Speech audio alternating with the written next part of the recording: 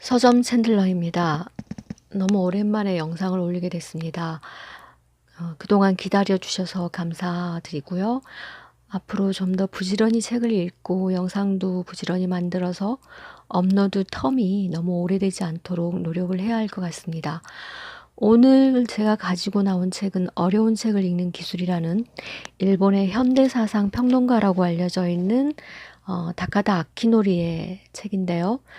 여기서 어려운 책이라 하면 주로 현대 철학자와 사상가들의 책을 말하는 건데요. 바로 이 점 때문에 제가 이 책을 구입을 했습니다. 2009년 저작이고요. 우리나라에는 2017년도에 번역이 되어 나왔는데 저는 그때 구입은 했었는데 읽지 못하고 있다가 최근에 다시 꺼내서 읽어본 것입니다. 책에서 다루고 있는 10명, 그 10명이 어떤 사람들이냐면 자크 데리다, 스피노자, 그 다음에 비투겐슈타인, 소시르, 프로이트, 푸코, 라캉, 들레즈, 그 다음에 낭시, 지젝, 이 10명의 책들을 다루고 있거든요. 그래서 이 중에서 저는 이제 프로이트를 예전에 좀 오래전에 피로 때문에 읽었던 적이 있고요. 그 다음에 푸코도 전혀 모른다고 할 수는 없는데 그렇다고 해서 많이 아는 건 아니고요. 그다음에 라캉, 그다음에 들레즈 지젝, 이들 책은 제가 꼭 읽고 싶어 하는 저자들이에요. 너무 어려운 책들이라서 사실 지젝은 그래도 조금 나아요. 이 라캉 들레즈에 비하면. 근데 이제 정말 라캉 들레즈는 어렵더라고요. 그래서 예전에는 이제 차마 읽지 못하고 책들만 이렇게 구입해 놓고 이제 좀 읽어야 될 것 같은 거예요. 이제 막 이제 뭐 책을 본격적으로 한번 읽어볼까, 뭐 자기가 알고자 하는 어떤 자기 탐구 주제가 있는 분들이라면 온라인상에서 뭐 요즘은 강좌들도 많이 올려져 있고 또 돈을 좀 지불하면 오픈된 강좌들을 통해서 보다 더 체계적인 뭐 공부를 할 수 있는 기회도 많이 있지만 뭐 오로지 책을 통해서 좀 그런 지식들을 좀 쌓아가고자 한다. 그런 분들이라면 저자가 제시하는 어떤 책 고르는 법이라든지 책을 읽는 방법, 그리고 뭐 좀 더 차원 높은 독서에 대한 팁, 이런 걸 자기의 방법과 비교해 보면서 한번 보시는 것도 도움이 될 것 같습니다. 이 다카다 아키노리는 우리나라에는 이 책 말고도 현대철학 사용법이라고 하는 책이 예전에 번역되어 나왔어요. 거기는 니체, 푸코, 레비나스, 그 다음에 들레즈를 무기로 자신을 지키는 법이라는 부제가 붙어 있는데 저는 읽어보지 않았는데 뭐 입문서 정도에 해당한다라는 리뷰들을 본 적이 있기 때문에 그 책도 참고하시면 될 것 같고 일주일에 2번 정도, 그러니까 총 40권 정도를, 그러니까 책을 이렇게 뭐 다 읽는 게 아니라 책을 이렇게 만져본다고, 이 사람은 바라본다라고 이야기를 합니다. 그러니까 그 정도로, 그러니까 책을 보는 방법, 그러니까 굳이 읽지 않더라도 그 책의 차례라든지 뭐 표지부터 끝까지에 쓰여져 있는 이 모든 정보들을 통해서, 그리고 이 책에 대한 자신의 필요 여부를 판단할 수 있는 그런 안목을 기르는 게 참 중요한 것 같아요. 그래서 여기서는 읽는 기술도 중요하지만 읽지 않는 법을 통해서 책을 읽지 않고도 그 책 어떤 자신에게 필요한 정보들을 구하는 방법에 대해서도 중요함을 강조하고 있습니다. 이 책은 크게 1부와 2부로 나뉘어져 있는데요. 1부는 이제 그야말로 이 사람이 그 말하는 그 책 읽는 기술과 관련된 뭐 태도도 되고요. 책을 분류하는 방법, 그 다음에 뭐 책 읽는 법, 첫 번째는 통독하고 두 번째는 상세히 읽는데 상세히 읽을 때는 어떻게 읽는지, 그 다음에 한 차원 더 높은 책 읽기는 아까 말했던 굳이 책을 읽지 않고도 정보를 얻는 법에 대한 거, 그 다음에 이제 2부에 해당되는 거는 실전편이에요. 그래서 독서 노트의 작성 예라든지 그다음에 대표적인 어려운 책 가이드에서 아까 말한 10명의 대표 저작들을 읽는 방법에 대해서 좀 더 구체적으로 이야기를 하고 있습니다. 먼저 이제 이 책 뒷표지에 보면 5가지로 자신의 이렇게 책 읽는 기술과 관련된 걸 정리하고 있는데요. 자신이 읽을 책은 스스로 골라라라는 것은 가급적이면 직접 책을 보고 그러니까 표지부터 끝까지 특히 차례라든지 이런 것들을 보고 이렇게 차례에서 자신에게 중요한 개념, 자신이 관심 있는 무슨 단어라든지 문장들을 보고 그 페이지를 찾아가서 또 읽어보고 이런 식으로 해서 자기에게 이게 진짜 필요한 건지 난이도는 어떤지 뭐 이런 거에 대해서 구체적으로 살펴보고 자신이 직접 고르라라는 내용이고요. 그 다음에 2번째는 번역의 질을 탓하지 마라 라고 했는데 독서를 읽을 확률이 더 높잖아요.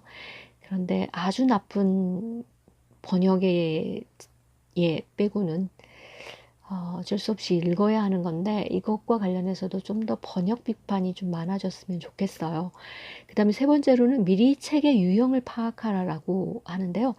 이 사람이 제기하는 책의 유형에는 크게 6가지가 있어요. 첫째는 닫힌 책과 열린 책이라고 해서 닫힌 책은 일단 저자 자신의 뭐 주장이나 결론을 가지고 이렇게 차근차근 논리를 쌓아가면서 이렇게 논리를 구축해가는 책을 말하는 건데요. 결국 독자는 이 저자의 논리를 따라서 좀 수동적인 독서를 해야 하는 그런 유형의 책이고요. 열린 책은 반대로 그 독자에게 판단을 맡기는 그러니까 독자의 결정을 묻는 거죠. 그런 책을 열린 책이라고 얘기를 합니다. 그 다음으로는 등산형 책과 하이킹형 책이 있다라고 이야기를 해요. 등산형 책이라는 것은 개념의 이해라는 계단을 한 단 한 단 올라가지 않고는 이해할 수 없는 책. 그리고 하이킹형은 말 그대로 이렇게 산책하듯이 하이킹하듯이 경치를 구경하면서 갈 수 있는 책이라고 해야 될까요? 그러니까 다양한 새로운 개념과 논리를 연이어서 서술해가는 유형이라는 책이죠. 그러나 반드시 이렇게 구분이 되는 것도 아니고 등산형 책에 뭐 하이킹할 수 있는 부분이 있는 책도 있고 하이킹형 책인데 또 어떤 부분에는 등산형이 있는 그런 책들도 있고요.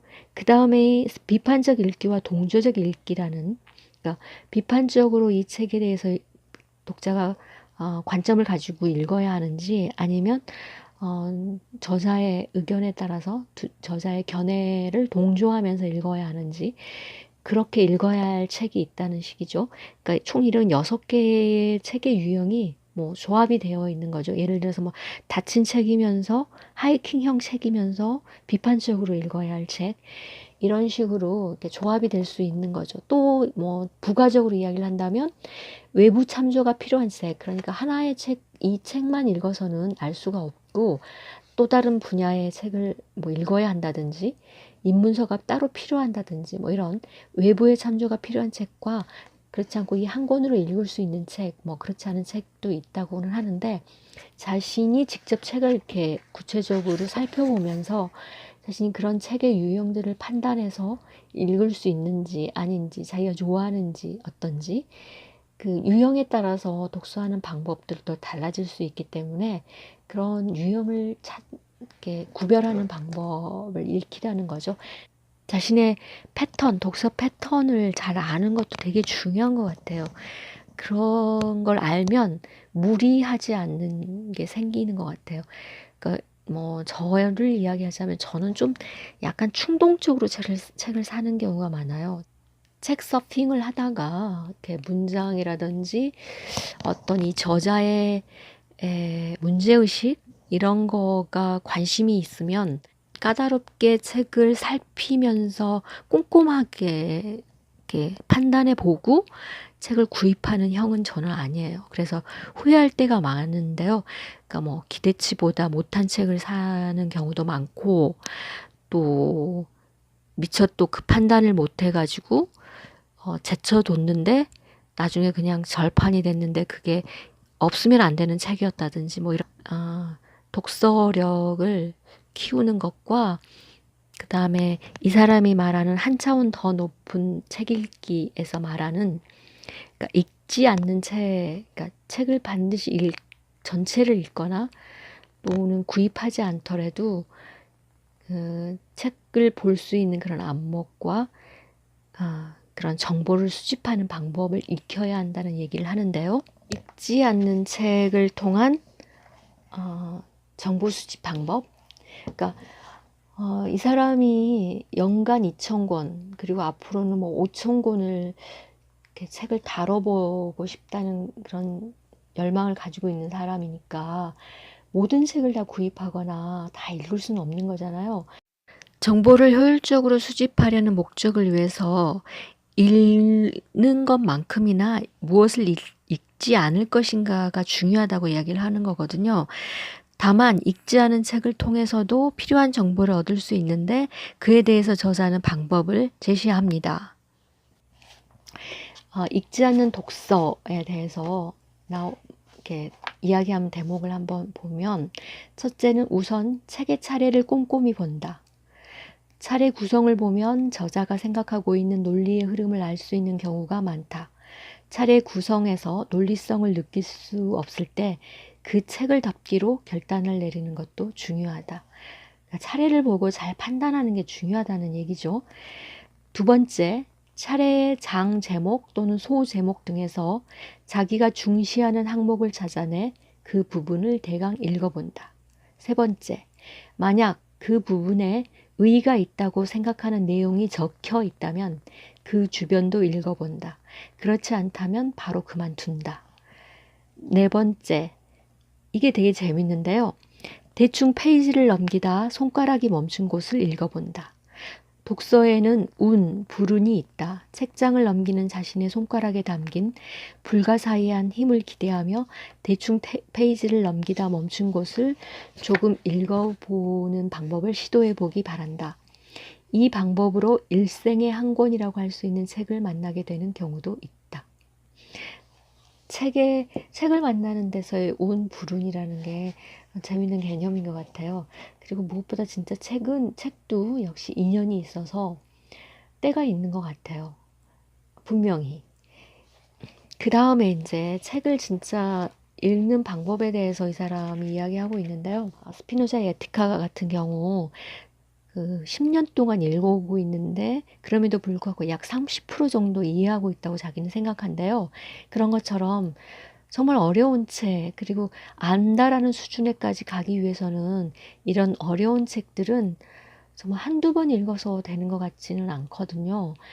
그럴 경우에 처음에는 정말 한번 물론 통독이 가능한 경우에 대충 어려운 개념이라든지 어려운 부분도 이렇게 넘겨가면서 끝까지 읽을 수 있는 책이라면 너무 세세한 것까지 이해를 완벽히 하고서 끝까지 읽으려고 하지 말고 어느 정도 스킵하면서 넘어갈 수 있는 책이라면 그렇게 한번 읽고, 그래서 전체를 한번 개념이라든지 이런 거를, 그러니까 이 사람에게는 지도를 그린다는 게 되게 중요하다고 이야기를 하거든요. 그러니까 모르는 부분 또는 개념 내지는 이 저자의 문제의식이라든지 저자가 하고자 하는 목적에 대해서 정확히 파악이 안 되는 부분이 어떤 부분인지에 대한 그런 것조차도 노트에 이제 적어 놓으면서 한번 전체적인 통독을 하고, 그 다음에 두 번째는 이제 그 노트에 적혀져 있던 부분들을 중심으로 해서 다시 한번 그거를 파악하기 위해서 읽는 게 되게 필요하다는 거죠. 그때도 더 필요하다면 이제 이걸로는 안 되겠다. 뭐 정말 입문서가 필요하다면 입문서를 읽어야 되는 거고, 이 개념과 관련돼서 더 확장된 독서가 필요하다 하면 또 읽어야 하는 거고, 이런 식으로 이제 독서의 이제 단계들이 점점 이제 높아가는 거죠. 이런 어려운 책들은 그렇게 읽어야 하는 것 같아요. 그러니까 독서의 노트를 만드는 것도 자기에게는 얼마나 중요한지, 그러니까 예를 들면 뭐 실전에서 보면 이렇게 그림이라든지 도예 같은 거를 통해서 노트를 하는데요. 여기서 중요한 거는 이 정도로 노트를 하고 이렇게 한다는 것 자체가 어느 정도 이해를 전제로 하고 있는 거 아닌가 싶기도 하거든요. 그다음에 인제 뭐 몇 번을 읽고 도저히 알 수가 없다. 그러니까 도무지 인제 책 진도를 더 이상 나갈 수가 없을 경우에는 어떻게 하냐. 포기해야죠 뭐 일단은. 그런데 그리고 나서 그 책이나 노트를 뭐 구석에 처박아 두지 말고 항상 보는 데에 두라고 합니다. 그래서 오며 가며 그 생각을 하는 거죠. 실전편에서 다루는 책들은 예를 들어서 이렇게 자크 데리다 같은 경우는 제가 데리다의 책은 읽어본 적이 없어서 여기서는 유한 책임회사라는 책을 다루고 있는데요. 그러니까 여기 이런 게 있어요. 만약 데리다의 사상을 공부하고 싶다면 유한 책임회사부터 시작하는 것은 좋은 방법이 아니다. 이 책은 일단 책장에 끼워두고 그라마톨로지에 도전하기를 권한다. 하지만 데리다가 무슨 생각을 하고 무엇을 하려 했는지 실감하고 싶다면 유한 책임회사가 최고의 지름길이다. 이런 이야기를 합니다. 알 수가 없지만 아시는 분들은 이 말이 맞는지 판단하실 수 있을 것 같고요. 그 다음에 예를 들어서 프로이트. 저는 프로이트를 예전에 닥치는 죄로 좀 읽어가지고 뭐 아는 부분에 대해서는 안다고 할 수 있지만 뭔가 이 연결된 한마디로 말하면 그 어떤 주제나 개념에 대한 그 포괄적인 어떤 이해, 이거는 좀 제가 부족하다라고 생각을 하는데, 예를 들어서 프로이트를 읽는 순서에 대해서는 입문에 걸맞다고 알려진 정신분석 강의에 이어 꿈의 해석부터 읽고 그 다음으로 정신분석학의 근본 개념을 읽는 것이 왕도일 것이다. 정신분석학의 근본 개념이라는 입구에 도달하기 위한 입문으로는 정신분석학의 근본 개념이라는 입구에 도달하기 위한 입문으로 정신분석 강의와 꿈의 해석이 자리하고 있다. 이 순서대로 좀 읽는 게, 근데 프로이트 책도 그렇게 만만하진 않거든요. 그런데 되게 재밌는 책이에요. 저는 정신분석 쪽을 되게 재밌어 하기 때문에. 그 다음에 보면은요, 후코 같은 경우 말과 사물을 다루고 있는데요. 여기를 보면 뭐 1장에서 6장까지가 1부, 7장부터 10장까지가 2부로 구성되어 있는데, 독서 노트, 이 사람은 이제 대학 노트 약 80매 되는 대학 노트에 쓰는 노트를 하는 게 좋다라고까지 이야기를 하는데, 독서 노트는 80매 대학 노트를 사용하거나 40매 대학 노트를 2권 사용하여 1부와 2부로 구분해서 쓰도록 한다. 또한 독서 노트의 좌우 양면당 한 항목 하나를 배당한 외형을 만들면서 통독한다. 노트에 대한 방법까지. 노트 쓰는 거는 정말 자기 편한 대로 자기가 알아먹을 수 있게끔 쓰는 게 중요하죠. 그 다음에 락항의 에크리는 정말 너무 악명이 높아서, 그러니까 백상현 교수 같은 경우는 이 에크리 같은 경우는 이해되지 않기 위해서 에크리를 출간을 허용했다라고 할 정도니까, 그러니까 어떤 책이 이해된다, 자신의 주장이나 말이 이해된다는 것 자체에 대해서 불편해했던 사람이 락항이라서 이해되기를 거부하는 책, 그게 에클이라고 이야기를 하니까 그 난이도는 뭐, 그래서 이 사람이 되게 자세하게 락항의 부분들에 대해서는 설명을 하고 있어요. 그러니까 이런 그림 자체가, 이런 어떻게 보면 도해가 뭐 이해를 쉽게 하기 위해서 이렇게 쓰는 것 같지만 오히려 이 그림 자체도 너무 난해한 거니까 설명을 계속 하고 있습니다. 락항에 대해서는 언젠가는 읽긴 읽어야겠는데 도움이 될 수 있을런지 모르겠습니다. 그 다음에 제가 좋아하는 지젝에 대해서는 뭐 일단 열린 유형의 하이킹형 책이 대부분이기 때문에 지젝의 책들은, 그래서 어느 정도의 지식이나 이런 거를 갖고 있는 사람에게는 정말 기가 막힌 경치들을 구경할 수 있는 재미를 주는 책이지만 그런 게 없으면 난해함의 그 자체죠. 그래서 지잭은 락항의 생각이 실제 사회 문제를 살펴볼 때 어떤 시점을 제시해 주는지에 대해 사례를 곁들여 알기 쉽게 설명하고 있는 것으로 How to read 락항을 제외하면 락항의 사상을 해설한 부분은 극히 적다. 오히려 락항의 세미나에 대한 이해를 당연한 전제로 깔고 주장을 펼치는 곳이 많다. 지잭을 읽기 시작한다면 How to read 락항부터 시작하는 것이 좋다. 괜찮은 방법이라고 생각해요. 락항에 대해서. 그렇다고 쉬운 건 아닌데 그래도 이해에 대한 가이드까지는 아니더라도 어느 정도 좀 지도? 이 사람이 자주 말하는 지도 그리기에는 좀 이정표들을 세워줄 수 있는 그런 책이 아닌가 싶어서. 그런데 이 지잭 같은 경우에는 대담 인터뷰집이 있어요. 그 불가능 것의 가능성이라는 인디고 출판사에서 나왔는데 그 책부터 시작하는 게 좋다라고 추천을 하는 사람도 있습니다. 왜냐하면 인터뷰를 통해서 좀 더 쉽게 접근할 수가 있는 거거든요. 자기가 어떤 생각을 가지고 있고 뭐 어떤 책을 쓸 때는 어떤 생각 때문에 이렇게 했다라든지 좀 그래도 조금은 지적에 대한 기본적인 지식을 가지고 출발할 수 있는 거라서 그 책부터 읽는 게 좋다라는 것과 함께요. 다른 락항 입문서를 몇 권 읽은 다음에 삐딱하게 보기를 읽기 바란다. 이 삐딱하게 보기를 충분히 재미를 느끼며 읽었다면 부정적인 것과 함께 머물게나 까다로운 주체를 읽자.